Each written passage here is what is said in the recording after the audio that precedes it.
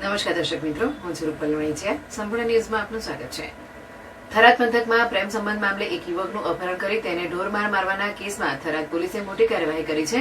પોલીસે મુખ્ય સૂત્રધાર સહિત 5 આરોપીઓની ગણતરીના કલાકોમાં ધરપકડ કરી છે.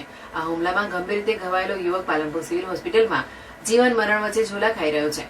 વાવ થરાદ પંથકમાં રાહ તાલુકાના ડેડુઆ ગામે ગઈકાલે આ ઘટના બની હતી. થોડા સમય અગાઉ યુવક અને યુવતી ઘરેથી ભાગી ગયા હતા. પરિવારજનોએ તેમને શોધી કાઢ્યા બાદ આ મામલો ઉગ્ર બન્યો હતો, જેના પરિણામે યુવક પર હિંચકારો હુમલો કરવામાં આવ્યો હતો. યુવકને શરીરે ગંભીર ઇજાઓ પહોંચી હતી. ઘટનાની ગંભીરતાને ધ્યાનમાં રાખીને થરાદ પોલીસે સ્ટેશનના ઇન્ચાર્જ પીઆઈ સીપી ચૌધરી અને તેમની ટીમે તાત્કાલિક તપાસ શરૂ કરી હતી. ટેકનિકલ સર્વેલન્સ અને બાતમીદારોની મદદથી પોલીસે ઝડપથી કાર્યવાહી કરી 5 આરોપીઓને દબોચી લીધા હતા. પોલીસે ધરપકડ કરેલા આરોપીઓમાં ઈશ્વર માળી અને ભરત માળીનો સમાવેશ થાય છે.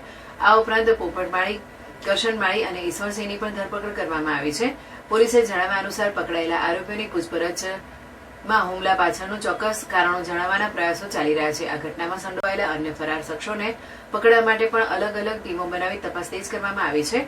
થરાદ પોલીસ સ્ટેશનમાં કુલ 12 નામજોગ અને 12 અજાણ્યા શખ્સો સામે ગુનો નોંધવામાં આવ્યો છે. પોલીસ ગુનેગારોને કડક સજા થાય તે દિશામાં પુરાવાઓ એકત્રિત કરી રહી છે.